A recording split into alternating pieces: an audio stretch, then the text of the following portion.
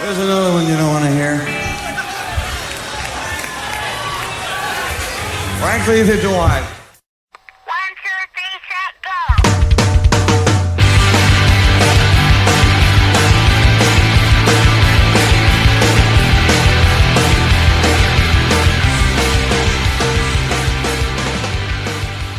Hello and welcome to episode 79 of the Power Chord Hour podcast. Hope you're doing well out there. As always, I'm your host, Anthony Merchant, here with you with your September 2021 rundown of the podcast and first solo episode of the month. Lots of guests this month and really cool ones. I mean, if you've been listening, I mean, I guess I gush about guests a little bit at the end of every episode. But yeah, like this month, I feel like I've just had a bunch of people on who, I've been listening to like forever. And, it was I think a very good month for the podcast. I was pretty happy with everything. And actually, you haven't even heard every interview that I've done so far. We still have one for you, which would have aired this week, but, we're at the end of the month, so thought I'd do the rundown. But next week, have one for you from Ryan from 500 Miles to Memphis. It feels like it was forever ago. I recorded that with him, I think like 2 weeks ago, and it's crazy to think about now, like how long it feels long, but then it's like, oh, I guess it kind of has been, but I'm excited to get that one out and everything. But yeah, hope you're doing well. I was excited. Like I said, I've been very stoked that we had guests on. I enjoy that a lot more. I like talking. I like doing this every month, but I also kind of like keeping it to this. Like I don't mind doing solo ones, but I would much rather have a guest on here, like 100%. So it's been very good for that. But I'm sitting here on I was going to say Sunday morning. It's actually a Sunday afternoon, so I'd be lying to you. But this beautiful Sunday afternoon and just kind of getting everything ready for the show, looking at new music from the month and just kind of thinking what I want to talk about and everything. And outside of I feel like I haven't done much because really outside of the podcast around here, my neck of the woods, it's fall. Fall is in the colors haven't changed yet, but weather-wise, it is definitely very fall out. And I've just been hiking a ton. I've mentioned on here before, but the North Country Trail, you can do 100 miles. There's a challenge to do 100 miles in a year, so you have quite a while to do that. To do that 100 miles. If you live by the North Country Trail, you could do literally a mile a day for 100 days.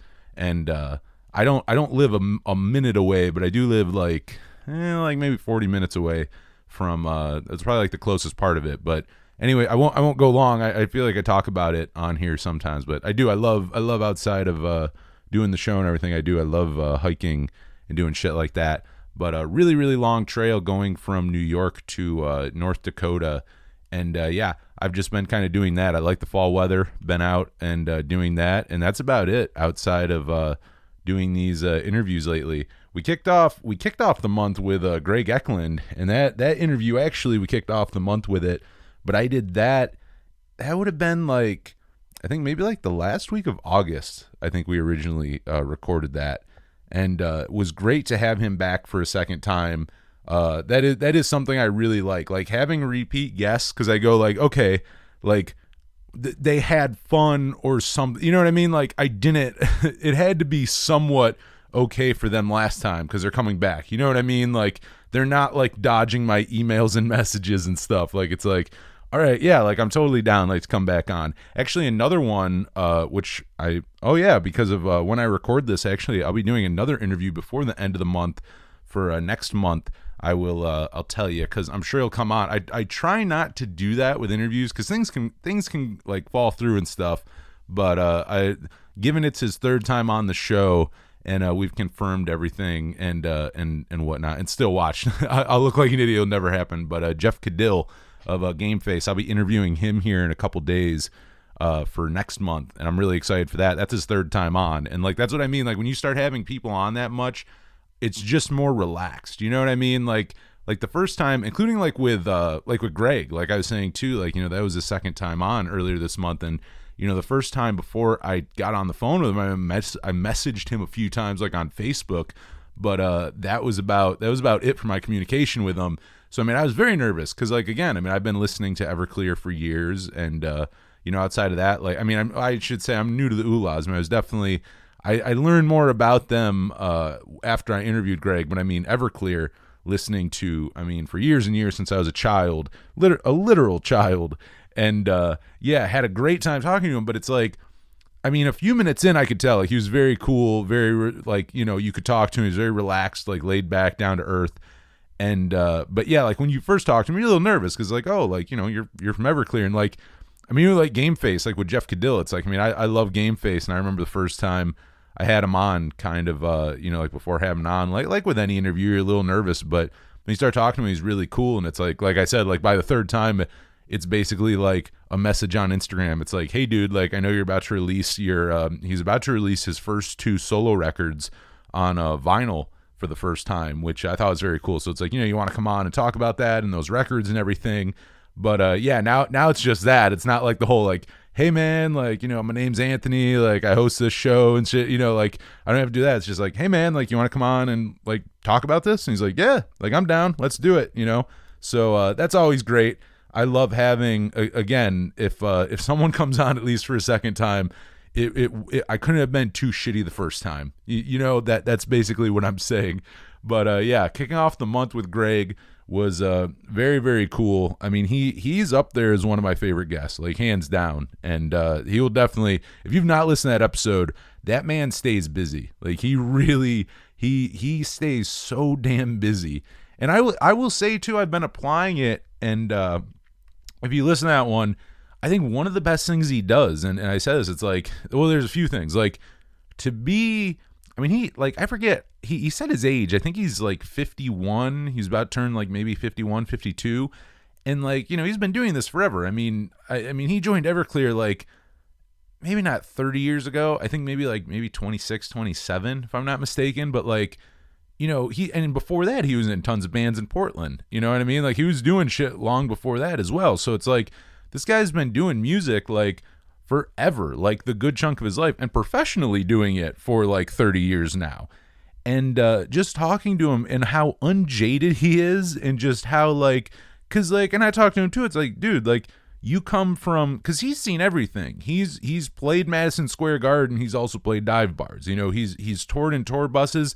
He's toured in a van. Like he's done all of it. And you know, like we were talking about, and he's like, he appreciated, you know, like when he went back to like the smaller things, he appreciated the van tours. He had like a newfound, like it's funny, but he had like a newfound, like not love, but like he was enjoying it, even if he was getting paid nothing to play in a dive bar. You know what I mean? Like even if he wasn't playing to thousands of people making a bunch of money, he was happier doing this.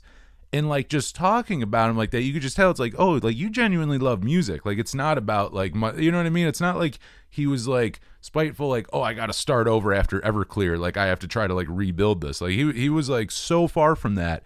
But like the way that he has that, and just like, who just says jump into things. Like you don't have to be perfect. Like just jump into shit and like learn it. And like, I'm like, that's how you have to do it. And like, if someone like this, like, and I had a few people listen, like kind of said the same thing, and like they agreed with it. It's like, if someone like that who like has sold as many records as he has, and has done as much as he has, you know, he's had multiple, you know, he's been in multiple bands that have been signed to major labels. He's played on multiple multi-platinum albums. Like, I mean, he's played with insane amounts of people, played to huge crowds and everything, like just very, very successful guy. And, you know, and all of that, you kind of talk to him and it's like, oh, you just jump into shit. Like, you don't have to know everything. Even with the music, he's like, I don't, like, there's so many things where he's like, yeah, like I don't know a whole bunch of theory or different things. Like, I'm like a rock drummer, you know, like, and he just kind of jumps into things. But like, I think that's so inspiring. And even lately, I feel like I've been like trying to like really kind of keep in mind, even like we were talking about his new record, Muffled Tears, and just how simple he kept it. He's like I kept everything as simple as can be. Like if something sounded complex, like that was on accident. Like that was not, I was doing everything as simple as you can. And I'm kind of applying that. Like when I'm kind of playing stuff or like writing music and stuff, kind of like, you know, fucking around on my guitar, I will keep that in mind, where it's like, if you start doing stuff and you overthink it and you go like, oh, you know, adding extra chords or like having to have some kind of cadence or resolution or something, or like just changing things up a lot. It's like, and don't get me wrong, there's a time and place for that, but there's something to be said about that simplicity and keeping a song really simple. And like, since talking to him, I've been thinking about that a lot. Like when writing like music, it's like, oh shit, like he's totally right. Like, because that's where you find something more pure there, I think. You know what I mean? It's kind of like your original thought. You're not overthinking it yet. Like, I mean, there's something in that. I talk about that, I feel like, a lot too when we have guests on, like how there's really, like your first instinct or like your first take or like whatever, like a lot of times is the best. Like your original idea before getting it all mucky and adding a bunch of shit to it, like a lot of times that is your best. So like, like there is something to be said when you're like talking about that, where it's like keeping it simple and very true to what your initial idea was, not taking that initial idea and then covering it with like 50 layers of things. And then like, where you end up is like so far away from what, you originally had. And yeah, I mean, I think that's so helpful, because again, when you hear that too from someone like that, like it also comes from when you're hearing that like advice, I always think of that too. It's like when you take advice from somebody, it's like you got to kind of look at who they are. Like, are you taking marriage advice from someone who's, been fucking remarried 5 times? Like maybe that's not the person who can tell you how to like keep a marriage together. Like, or like someone who went bankrupt, maybe not the best like financial advisor, like shit like that. But like, I think I look at that and go like, I hear what Greg is saying. And I mean, if someone told me that anyways, I'd agree with it. But it has even more like weight to it, where I go, oh, like, again, you've been in my record. Like, I've been listening to you since I was a kid. Like I know, like, I remember back in the day, like when radio and MTV and stuff was so big and was such a huge part of our culture, and seeing him seeing and hearing him all over both. You know what I mean? Like, Everclear, definitely one of the biggest definitely one of the biggest rock bands of the 90s, like, I mean, sold shit tons of records on MTV constantly. I mean, there's some funny ones like too. You should go on YouTube. Like there's so many, like I don't know. I was a Fuse kid. I was never really, MTV was never really my thing, but like there'd be so many like weird reality shows I've never heard of that MTV did, but they'd have like bands on them. And there's a bunch of old Everclear ones. If you go on YouTube, there's some great ones of Greg. There's one in particular, I can't even remember the whole premise. I watched it like a year ago, but I think they like shipped the band out to like Montana or something. And I think they were like farmhands or something. I mean, like, it was just like a ridiculous premise, but it was like a reality show on MTV. And like, but like what I'm getting at is like, again, like you think about that and like where MTV was in the late 90s, early 2000s. I mean, Greg was all over it. I mean, like, again, like has been part of very successful bands, and still like with Storm Large. I mean, it was funny when I interviewed him, I got off the phone with him. He's like, oh, like, I'm sorry. Like I gotta, like we're kind of talking for a minute. He's like, sorry, man, I gotta go. I'm late for watching Storm. She's on, it was America's Got Talent, I think she was on. And it's like, oh fuck, like, yeah, you gotta go because your singer's on like national TV, like he's still like to this day just doing so much. And I'm like, again, if this guy who is playing with all these people and doing all this amazing shit is telling you that it's like, oh yeah, you should keep shit simple, you should just jump into it, you don't have to be a pro, like you learn trial and error and stuff, like I think you take that advice, so I've definitely been taking to some of the stuff he said to heart.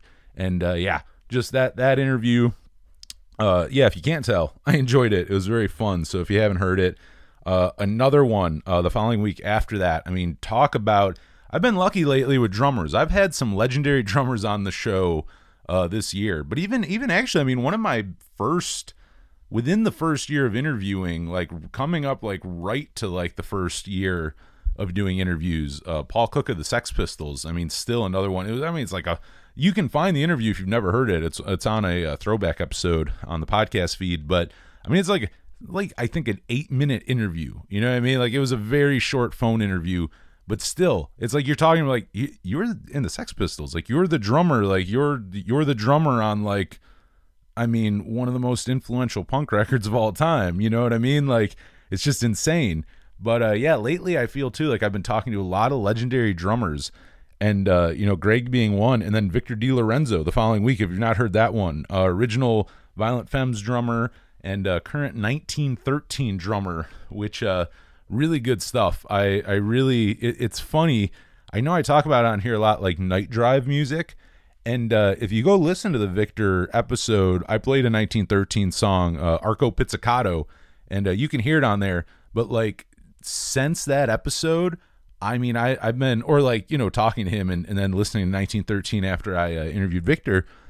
I mean, that is such a good night drive. So if you haven't heard it, it's like a 10-minute music piece. Like it's this really, it's almost, a soundscape isn't the right word, but there's like, I don't know, there's like an ambiance to it. Like it's this really, it goes some really interesting places, but it has this very like mysterious kind of looming, I don't know, I think it's better if you listen to it. I feel like you'd understand what I mean if you go listen to it. You kind of get like, oh, I get what he's trying to say. But it's a great night drive song. It is and actually just a good song to listen to at night. It's just one of those, I don't know, there's this weird, it has this really cool kind of odd vibe to it that just works really well for it. But yeah, talking to Victor was really, really cool. I mean, you know, hearing, because he's another one. He's like Greg, and what I love about both of them is they do a bunch of different shit. Like, both of them are legendary drummers, but neither of them are just drummers. You know, I mean, Victor, like he said, he was an actor before the Violent Femmes. We didn't, actually, and I was sad we didn't get into it. We were talking about it for a second before the interview, but he was in radio, too. I think it was college radio. I could be wrong, but I think it was college radio he was in, also pre-Violent Femmes, and we were supposed to talk about, and just, I mean, we got into so many things. I mean, the interview was like, I think, like 90 minutes long altogether, and, you know, and longer time. I cut some stuff, but I mean, even just chatting with him before and after, I got to talk to him for like 2 hours, which was amazing. But yeah, we had so much to talk about, so we didn't really get into his radio show, but I mean, again, like, yes, he's a drummer, but it's like this man's like acted. He's done radio. You know, he writes things. He does. You know, he's done so many different things. Improv too, I believe. Like just so much music production. I mean, like the list goes on. He just does all this different stuff, and it's like it's so cool to hear about all that. Like I'm always interested in that too. You know, like, and it's surprising because sometimes you talk to these, you know, like some of these musicians, and they're like, oh, it was great to talk about like some of these aspects that I never get to talk about in interviews. And it's always crazy to me because it's like, I mean, I get having someone on.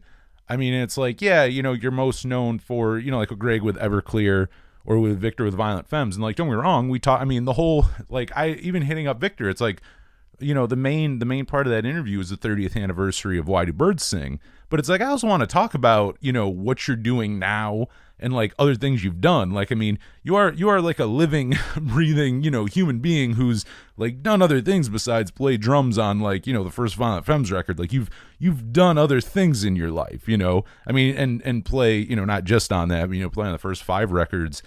And yeah, like, you know, so I love to talk about all that other stuff and like get into different things, you know, and just, it's very, same with that, where like he got to play with like, I mean, I think he set every member of the Velvet Underground, I think, minus like Doug Yule.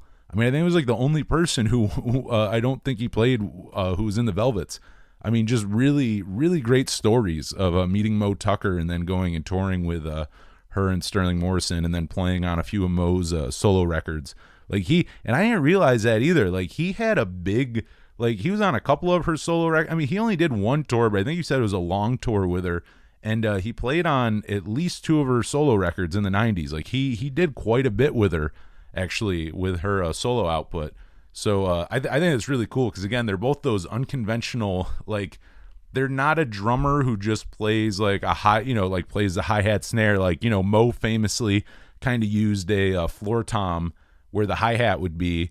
And I mean, with Victor, I mean, if you've seen him play, I mean, he like, and I love it too because he's versatile because like he'll have a, you know, there's obviously some Violent Femmes songs where he is playing on a full drum kit, including on Why Do Birds Sing. Like, there's a few songs on there where he's playing on a like Life Is a Scream, and then I think 1 or 2 others where he's definitely playing a full drum kit. But it's like normally he's playing like a snare and he has like a crash or something, but like. It's really, and he kind of does that, right? I feel like what he's doing too sometimes, where like where he'd be playing the hi-hat, he's playing the hi-hat on the snare while also playing the snare on, if that makes sense. You know, if you're a drummer, I think you might get what I'm saying. You also might go, this guy has no fucking clue what he's talking about, and you'd also be right. But yeah, that kind of sounds like what he's doing, and just another unconventional but like legendary drummer, and he's right too. Like if you go listen to it. We were talking about it, and he's like, the hook in Blister in the Sun is basically that like dun dun dun dun, like that snare thing he does, and he's totally right. And then I started thinking about it more after, and I'm like, not just that song. Victor has, like, when you start looking back at Violent Femme songs, there's so many of them where the hook really isn't like a lyric or anything like that. It's really like a drum part. Like Victor really, in a lot of songs, his drumming is just such a big, like, I mean, even like a little one, like, even though it's maybe not like the biggest part of the song, I would say Brian Ritchie's bass solo might be the best part of it. But Please Do Not Go, I mean, one of my favorite Violent Femme songs, but just him coming back in after the bass solo and shit, like, there's just so many things I can think of where it's like, there's just the part of, like, he really does, like, he gives a dynamic and like adds something to songs when he comes in, all on a snare. Like, it's not like he's playing like a Neil Peart drum kit like that, you know what I mean? Like, he's doing a lot with very little. And another just legend to talk to. And like, it's so cool too. Another thing we talked about, it's kind of like a Spark Notes. If you haven't heard it, I mean, I'm just kind of talking about some of the topics. If you've listened to it, you already know this, but like, also how cool it is to be in a band where you, like, they opened for the Grateful Dead and they opened for the Ramones. Like, how many bands can do that? Like, really, like, think about it. Like, how many bands out there can, like, you can open for one or the other, but more than likely you don't have a sound where like you're going to be playing to both those crowds. But that's always the amazing thing too about Violent Femmes is, like, I think the versatility of their music. Punks like them. I mean, people who just like pop music, I mean, like them, like, you know what I mean? Like, people who just like aren't even like, there's people who fucking love music and love the Violent Femmes. And there's people who like can just listen to radio and, you know what I mean? Like, appreciate Blister in the Sun and stuff. I mean, they may not go very deep with them, but, you know, they'll at least like the things that they hear, you know, like the songs they will play on the radio.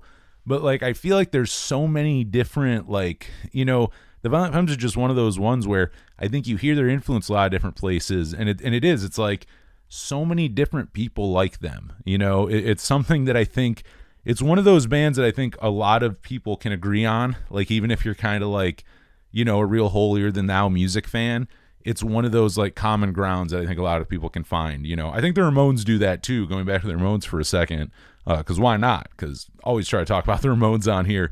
And that's another one, actually. I think I talked about the Ramones in both the interview with Greg Eklund and the interview with Victor.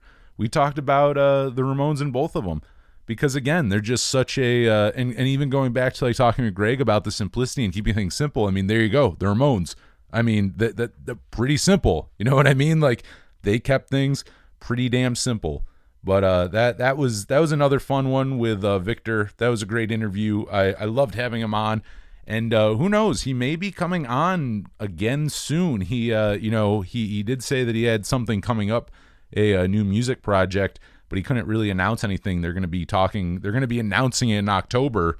But once that comes out, he may be coming back on, which would be awesome. And we can also talk about his radio background and stuff. He really. And you got to go follow him. If you've not followed him yet on social media, he is such a good follow. Like, on Twitter might be his best because every morning he just tells you how his head feels and what his coffee's like. And it's always like something just like, it's so fucking funny. Like, he always has something that is just really, I don't know, it's really clever. Like, I love it. He has a good sense of humor. You know what I mean? He has a really good, he's like an artistic guy. He's very artistic, but has a sense of humor. You know what I mean? Sometimes you find artistic people who can do all these really cool things, but really are, you know what I mean? Kind of like lack the sense of humor about things or have some humility where like, no, he's like, and another one where it's like, dude's done a shit ton in his career, but also is just very down to earth. Very cool. We'll talk about anything. Like, I mean, was so easy. I mean, so easy to book him. He was easy to communicate with, to get him on. He was, you know, so easy to talk to. Like, just everything. Where it's like, again, you appreciate that even more. You're like, man, like, you know, you're another one where it's like, I've been listening to you forever. Like, you played the drum. You played drums on all the best Violent Femmes records. I mean, the first 5 records. Like, and don't get me wrong, I still like what they're doing. Like, I still play the new stuff on the radio show. But I mean, truth be told, the best records are the first 5. And specifically the first record, And Why Do Birds Sing, the 5th one. I think those are their best 2 records, hands down. But yeah, I mean, Victor has a lot to do with that. It would be great to see them reunite. And I didn't ask Victor about it because I've heard in interviews him kind of say that it was over for good, but I don't know. They've reunited a few times throughout the years. I mean, he didn't seem like he had any. I mean, just talking to him stuff and the way he talked about the Femmes and the rest of the guys in the bands, like in the band, I don't think he really has an issue with anyone. It didn't really sound, you know what I mean? Like, it just sounds like whatever reason he's not in the band, it's like nothing, you know what I mean? It's nothing major. It's like, it's nothing that I couldn't see them never one day getting back together. You know what I mean? Like, and maybe right now he'll say no to that, but I don't think any, you know what I mean? I just don't think there's enough bad blood there where he wouldn't go, go join Brian and Gordon at some point. But yeah, another like, I mean, my God, like I'm still, and how cool he is too. Again, go follow him on social media, but such a nice guy too. I mean, I've kept tabs with him. We've kind of kept tabs with each other on social media, and he's been hilarious when he, because really up until I kind of got some things screwy because I wanted to air that the David McWayne interview from Big D and the Kids Table. I wanted to get that out the same day that their single Toyd came out on the radio show. So really I was supposed to air the Victor interview on the radio show like a week ago, and that just kind of not really messed up. I just kind of pushed it back, but it just was on the radio show like a day ago from me recording this. But so anyways, I've still been promoting it a lot on Twitter and everywhere we are. I've been promoting it just on social media. But he's been great. Like he's been so fun. I should have pulled something up. There's gonna be so much dead air with me looking for the tweets. But like specifically, you got to go look on our Twitter because I've retweeted them, or the other thing is go follow us both actually if you're feeling rad. But if you go look on Twitter, he just had such funny things when we were like promoting. He was saying the just funniest stuff where like again, a very like, does all these amazing things, is a musician, a writer, an actor and stuff, but he can still have a sense of humor. You know what I mean? Like he's still very funny. Like he was a treat, he really was. I mean, he is definitely another one up there is like, my God, like a legend. Like I interviewed a legend, it's like with Richie Ramone, which that's the other cool thing is I realized afterwards that it was Richie who would have been playing in the Ramones when the Violent Femmes opened for them, because it would have been a few months later. It was like, I think it was 1983, which was the year, if it's not 83, it was 84. Whatever year Richie Ramone joined the Ramones, he joined in like February, and then they did a few shows with the Violent Femmes in July of that year. So like he was still fresh-faced. Like I don't even know if Too Tough to Die was out yet. They might have just been touring on that. But yeah, so that would have been, but it's funny. So I've interviewed, I don't know if anyone else opened those shows, but I'm pretty sure I've interviewed everyone who played drums at those Violent Femmes and Ramone shows. And I mean, my God, how amazing would that have been to see them on that? I mean, that would have been the Femmes on like their first record, I think. And then, I mean, with the Ramones, I mean, with Richie, if Too Tough to Die didn't come out at that point, it was about to come out. And I mean, that's a great, that I talked about it a little bit with Richie, like when asking him, because we were talking about Animal Boy when he was on, but like asking him to like rank the records, he's like, it's hard to do, but like with Too Tough to Die is like, that really gave some life to the band. Like the band had a few clunky records before that, and that was really a return to form of like, not even return to form where it sounds like the first couple records, it's still a punk rock record, but it's like a return of like, they sound reinvigorated. Like they, you know what I mean? Like they care again. They're writing really good songs again. And Richie just being an amazing fucking drummer. I mean, the more I listen to like Richie era Ramones, I go, if you're talking about technicality, Richie's the best drummer the Ramones ever had. Like if you want to talk about playing fills, being like, you know what I mean? Like all of that stuff, like, cause you can have your preference. Maybe you like, because it also just goes off records. Like, my favorite Ramones records are the ones that Tommy Ramone played on. I mean, I still love Marky and Richie, but yeah, those are probably, those are my favorite. If I think of my favorite Ramones records, Tommy Ramone plays on them. But Richie Ramone, in all technicality, is the superior drummer of of all three of them, was the best drummer. So it's great to talk to him too. If you haven't heard that one, that came out back in July.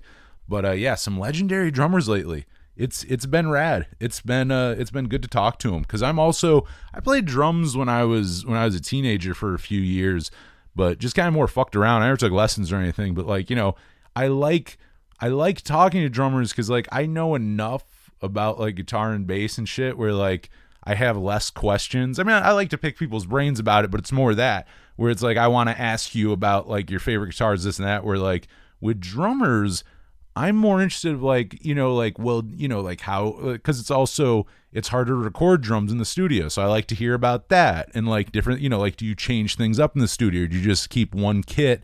You know what I mean? Because like with guitar and shit, some people play 50 different guitars on a record, where I'm like, you know, do drummers do that at all? Or is it like, you know, you just have your kit and it's like, that's it. You know, you just have it set up that one way for every song. And, you know, just, I mean, that's a random one I think of. But, you know, yeah, I like talking to people who play instruments that I don't, because, yeah, I get to ask, you know, I get to be I'm more curious, you know, more than just asking questions of like, oh, your preference, this, that, knowing what they're talking about.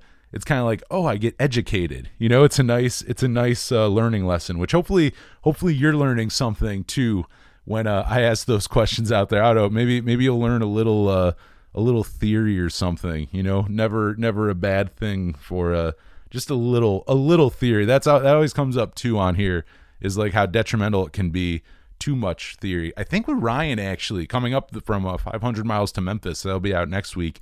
I think it was him. You know, not that they blend together, but like I'll think of a question I asked, and it's like I can't remember if I asked, you know, like A, B, C, or D. And I think it was Ryan I was talking about music theory, just like how too much of it can definitely fuck someone up. Like your creativity can definitely be fucked up by it. But then again, it might have been David. I don't know. If you heard the David one, if you heard it there, then it was there. If not, you'll hear us talk about a theory on a next week's episode. But David, another one, David McWayne of Big D and the Kids Table, that was awesome. I've been waiting to do that for a while. I mean, shout out to Sign What Dummy, great people over at that record label, another legendary record label. But I've been talking to some people over there, getting it around for a while. And then, you know, I not this month, but last month I went out of town for a few weeks, and you know, just everything else. So it kind of kept not getting pushed back. I'm just like, oh, I can't do it for a while. That was all. I mean, it really wasn't getting pushed back. I'm just like, oh, hey, I'd love to do an interview.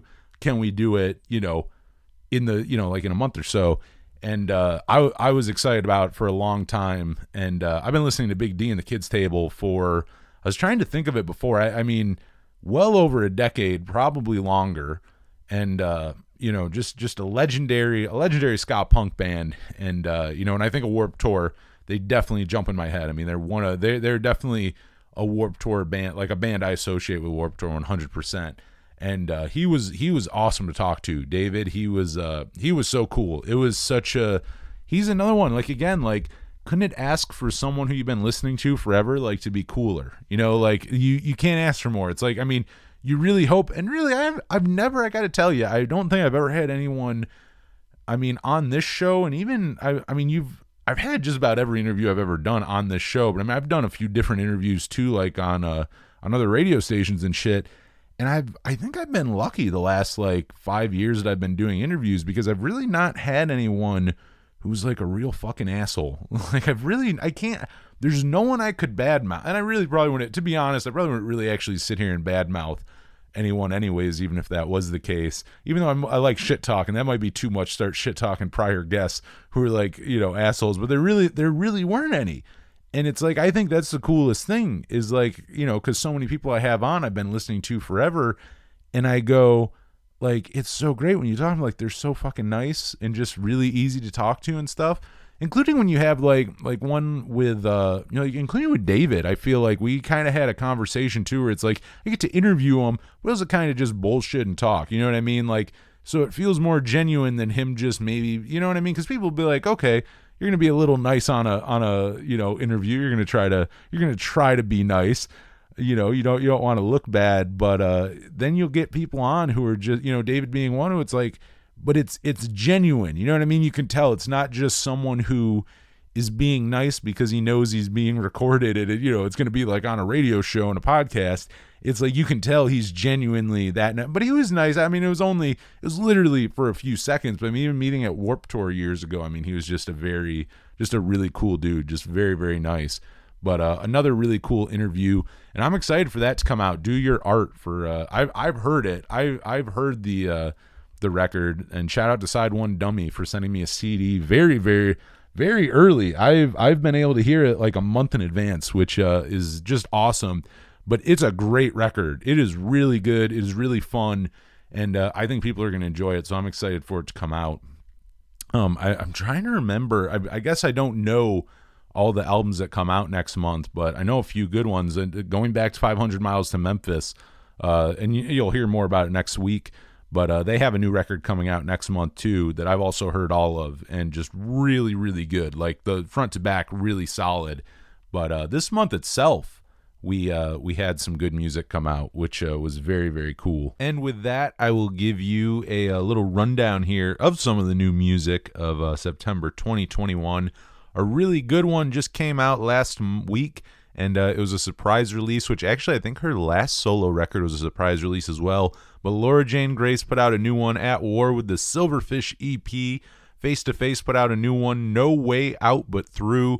Really good, and I gotta say, I really like the album artwork. Like, if you haven't seen it, there's just something about it I really like it. It's like it legit might be my favorite cover of theirs. And actually, they have some pretty cool covers. But I really like that one.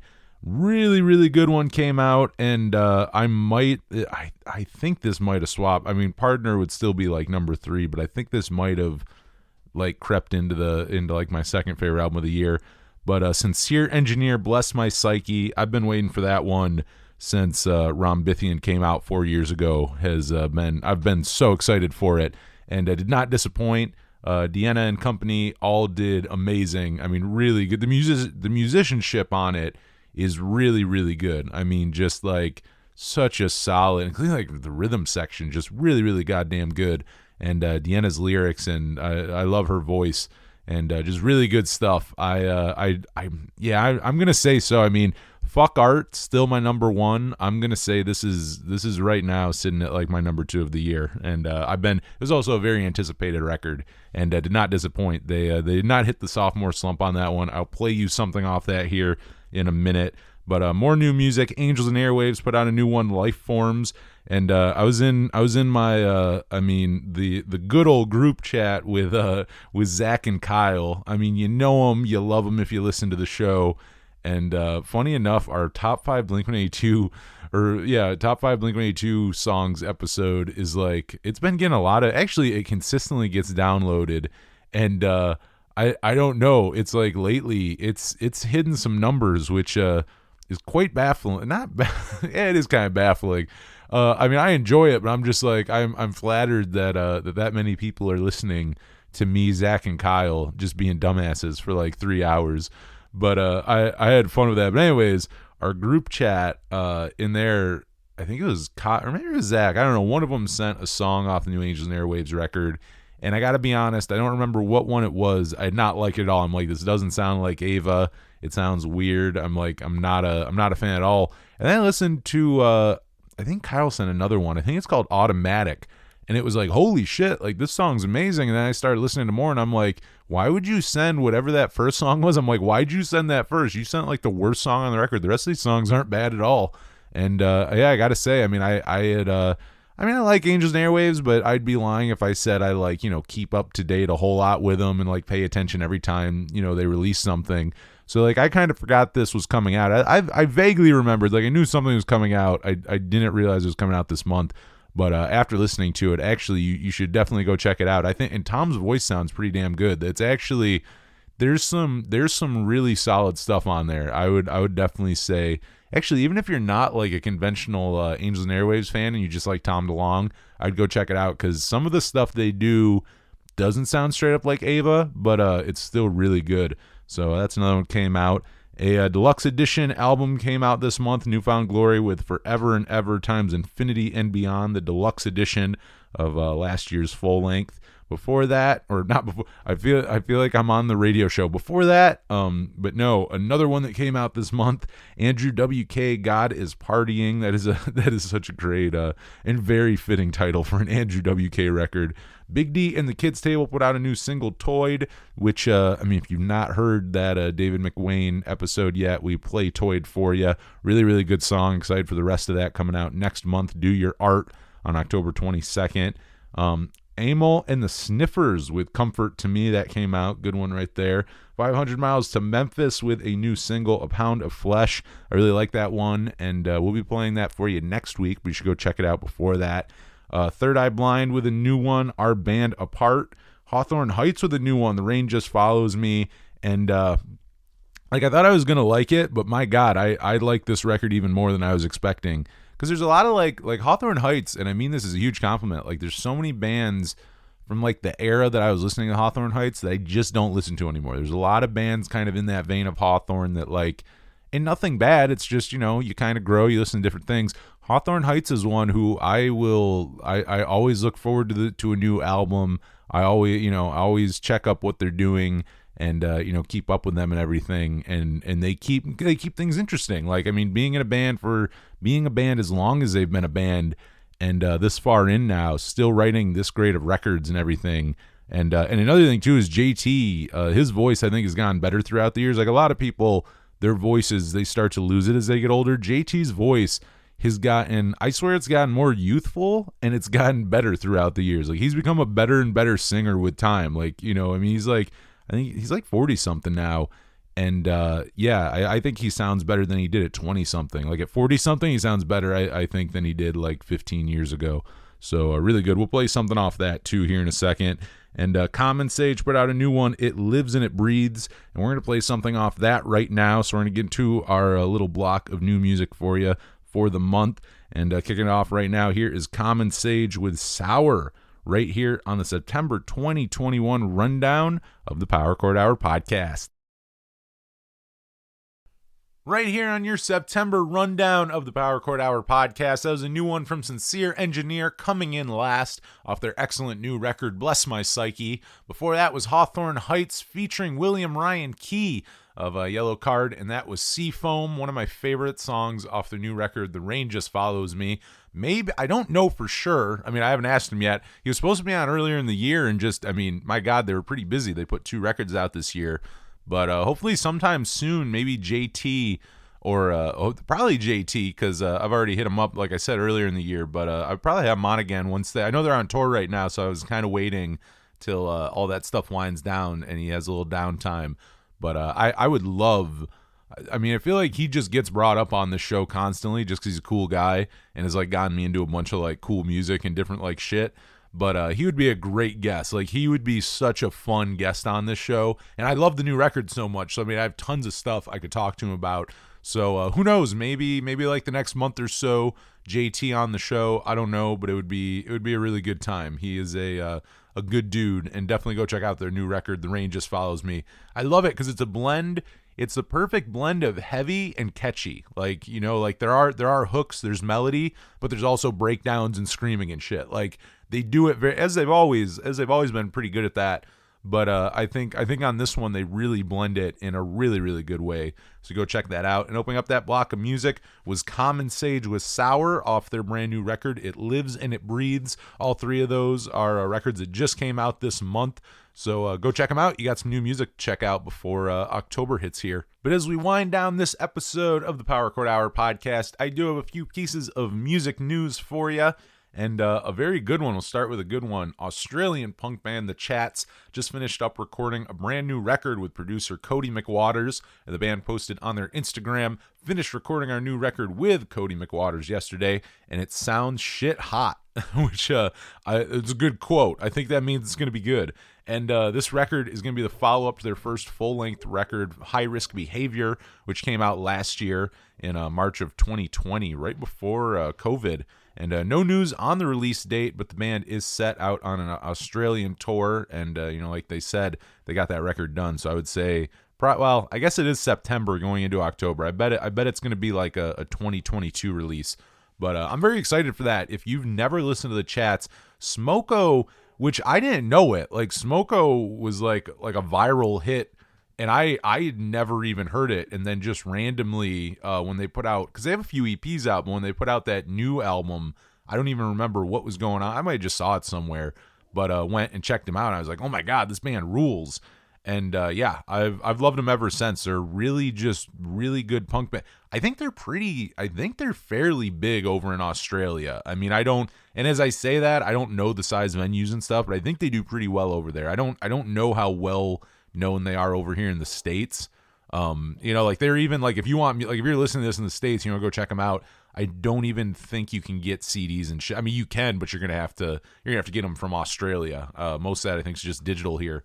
But a really good band, and just really fun, punk rock where it's just like, it doesn't take itself seriously, but it's like still pretty clever, and has, I would say, like Black Flag punk, like, and that's what I like about it. It has like a real kind of throwback to like early 80s hardcore punk in my opinion, and works really well while also being a lot more probably tongue-in-cheek than though Black Flag had their jokes on, you know what I mean? Like Black Flag had a sense of humor, so I shouldn't entirely say that.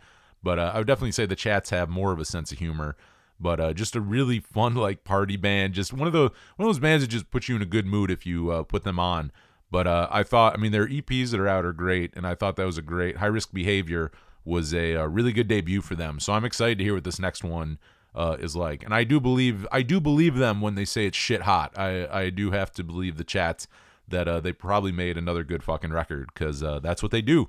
And again, like, I mean, I think they're fairly big, again, kind of big, fairly big, whatever, over in Australia. Don't know how big they are over here in the States. I mean, I actually, you know what? I think they were supposed to tour here last year before COVID hit. I could be wrong, but I think they were supposed to play, and then obviously all that happened. But yeah, hopefully this time when they release this next one, a global pandemic won't start like a week after it's released. But moving on a little more somber note, but something I want to spread the word on, a GoFundMe has been created for Phoenix TX bassist Adam Lewis, who is sadly currently battling with pancreatic cancer, and he is doing chemo and could really use the help with medical bills. And the band posted a GoFundMe link online and asked fans to spread the word and let people know where they can go and help out if they would like. And you can go donate at gofundme.com/help-Adam-Lewis-beat-cancer. And I definitely want to spread the word on that. I mean, I love Phoenix TX. Adam has been, I mean, I think he might be their original bass player. I don't know for sure, but I want to say he's been there since the very beginning, like since the River Phoenix days. And just extremely sad. I mean, speedy recovery to him and everything. I mean, he has a wife, he has kids, and, hopefully all of this works and he can get healthy and everything. Very, very sad and scary stuff. Just like a few years ago, I think at this point, it was probably like 6 or 7 years ago, but Will, the singer of Phoenix TX, he had a stroke, and, I think he had a fairly bad one. But I got to say, I saw him however long after that stroke. It probably had to be the first shows back with Phoenix TX. They did a tour with Unwritten Law in 2016. I mean, I think that's like the first tour he did since having a stroke, and he killed it. You would have no clue. I mean, he like his speech. I mean, even just physically, like his face, like you have zero clue. Like he, thankfully got through all that really good. So hopefully, all good for Adam as well. I know it's kind of a different thing, but just another really kind of debilitating, terrible disease. And yeah, hopefully he beats it and all is well. But yeah, if you got a few bucks to donate, I mean, I don't have to tell you, that gets very, those medical costs are expensive, and having a wife and kids and everything doesn't make it easier either. So yeah, if you want to go help him out, again, gofundme.com/help-Adam-Lewis-beat-cancer. So yeah, go check that out. And even if you can't, just tell other people as well. I'm sure any Phoenix TX fans out there would like to know that and help out if they can. And one more piece of news for you. I won't leave on a somber note, a much better note, but more new music coming our way. Husker Du bassist Greg Norton, Jamie Oliver of the UK Subs, and Finney McConnell of the Mahones have started a brand new punk band called Ultra Bomb. And earlier this month, the band was recording their debut album. It is titled Time to Burn, and they were recording in a studio in Berlin, Germany, which is very, very cool. And the band is hitting the ground running with this upcoming record, as well as an upcoming Canadian tour. And you can find all the information on tour dates, keep up with the process of the album, of the record. And they're just at Ultra Bomb Music on Twitter, Facebook, and Instagram. It's crazy. I mean, this band got announced. I don't know how long they've been working on things, but the Ultra Bomb got announced, I think, earlier this month. Either late last month or early this month, they even announced that they were a band. And then earlier this month, they were talking about, they're out there recording that record. But already they have. If you're listening to this around, if you're listening around Jamestown or kind of in this area, they're actually playing Hamilton, Ontario. Shout out Dirty Nil, home of the Dirty Nil. But yeah, they're playing up there in I think it might be October, if not October, November. But that's just a few hours. That's just a few hours from here. I don't know what border restrictions are right now, if there's restrictions or not. But they're playing. That's really not too far from here, and I think playing most of Canada. So really, and again, I don't know what border restrictions are, but even if you're in the U.S., I think the way they're, it's one of those things where it's hell, if you're in Washington or whatever, you can probably go. They're probably really only playing a few hours from you. They're just playing over in Canada, but really cool. I'm excited for it. If you've ever heard the band Porcupine, which I've talked about on here and I play on the radio show, they're a great Minneapolis band, originally from Wisconsin. I can't remember where in Wisconsin. But Greg Norton was the bass player in that band for the last couple years. He wasn't their original, but he replaced their old bass player, played on their EP, and played live with them for a couple years. I got to catch him a few times in Minneapolis when I lived up there. They're absolutely amazing live.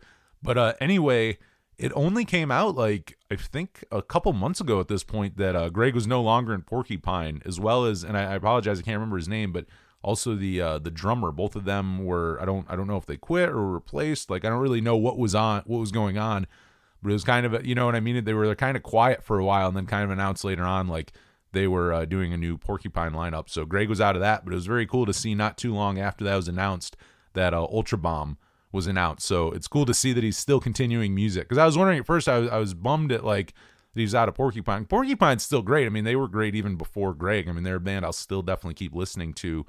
But I was wondering if Greg was going to continue with music, and he is. I mean, already they're jumping into this. So again, very cool. We're gonna have a full length here pretty soon, have a tour and everything. So check out Ultra Bomb. I mean, that is kind of that is a punk rock supergroup too. I mean, with the Mahones, Husker Du, and the UK subs, that is quite a powerhouse. It's very cool.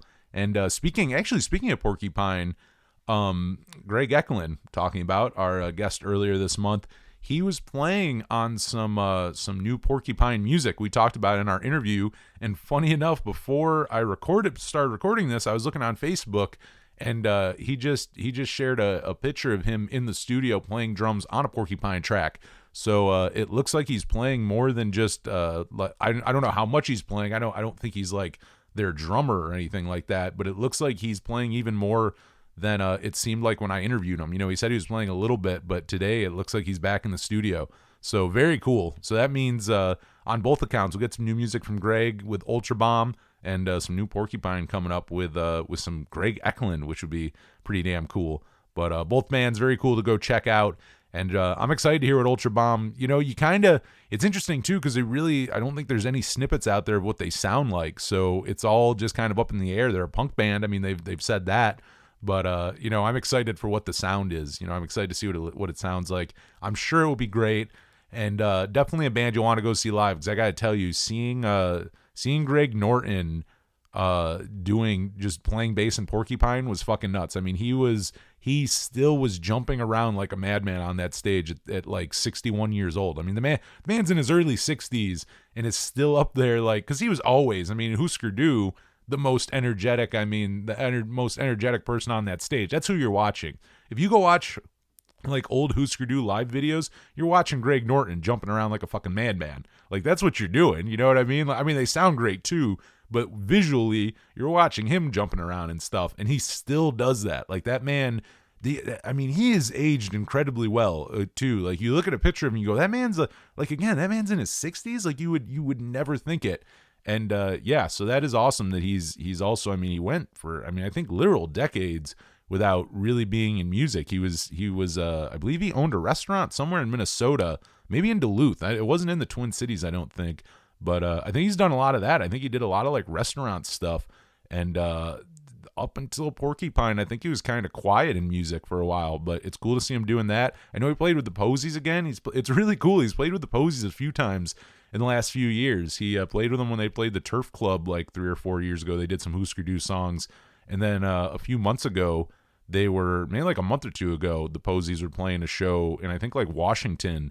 And Greg Norton got up there. I don't know what he was doing there, but he got up there and played some a Husker Du or two song with them, which is just so fucking cool. Because I mean, the Posies, amazing musicians, they can cover a Husker Du song really, really well, and then to have Greg Norton on there, just really fucking cool. It's kind of funny going along with that too. I said it not too long ago on Twitter, but I kind of felt like an idiot. But the song Grant Hart, the Posies song Grant Hart, about Husker Du's Grant Hart, obviously.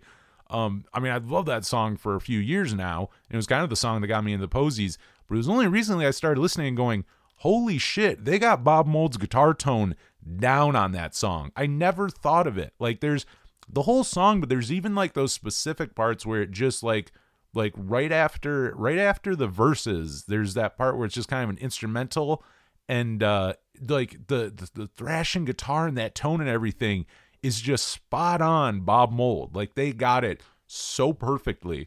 So, yeah, I mean, if you want to see a band covering Husker Du with a member of Husker Du, it's the Posies. I would love to see some Posey Do and Posies Do. I don't know how you would pronounce that, but it is something I want to see. So very cool. I thought I would share that. That'd be kind of a nice way to go out. A legend there, Husker Du bass player, still making some great music. So I'm excited for Ultra Bomb. I'm sure I'll talk about it more when they put out some music, and I'm sure I'll play it on the radio show and everything. But yeah, that is going to be it for the September 2021 rundown. I want to thank you so much for checking out this episode of the podcast. If you want to follow us online, and I would appreciate that, we are at Power Chord Hour on Twitter, on Facebook, and on Instagram. Go follow us on there if you would. We are go rate and subscribe the podcast. I really appreciate that, including on iTunes. You go on there and leave a nice little review. That would be really, really appreciative, not appreciative, I'd be appreciative of it. And if you want to hit me up, powerchordhour@gmail.com. I have free Power Chord Hour stickers. Would love to send you some. That is also basically our song request line for the radio show. If you want to send in a request, a song you want to hear on the radio show, hit me up, powerchordhour@gmail.com. I'll play something for you. And speaking of the radio show, listen to new episodes every Friday night, 10 Eastern to midnight on 107.9 WRFA in Jamestown, New York. Stream that shit online, WRFALP.com. And yeah, every Friday night, new ones for you. And man, what else? Also, I've thrown it out once or twice, but I always forget about it because I'm very bad at this. But sponsors, if you're listening and you ever have something that you're like looking to, like if you have like a brand or like a product or something and you're looking to promote it, I mean, definitely, we do sponsors on here. I don't do them a lot just because I'm lazy at like going and finding them and everything. But yeah, taking the steps to do it. But yeah, I mean, if you're listening, you have something. I mean, I'll do it. It's pretty damn cheap. I will tell you that. Get a hold of me again, powerchordhour@gmail.com. But if you want to sponsor an episode of the show, it'll be cheap as hell. And I won't even curse during the ad read. I won't even say fuck. So that's pretty big. But yeah, hit me up if you would like your fine product to be featured on this fine show. What a pairing. What a pairing that would be. But yeah, I think that's about it. Next week we got Ryan from 500 Miles to Memphis. I'm excited. I'm pretty new to the band, I got to be honest. They've been a band for almost 20 years. And I've just discovered them like back in July. I heard them for the first time, and I love them. I've been listening to them a ton. So if you want to get ready for that interview next week, if you haven't heard them, they're a great Cincinnati band. So go check out 500 Miles to Memphis, and we'll be talking to Ryan next week, talking about their upcoming record and a whole bunch of other cool stuff. But yeah, I think that is it. I'm out of words. I'm out of shit to say. So we'll end there for the Power Chord Hour podcast. I'm Anthony Merchant. Thank you so much for listening.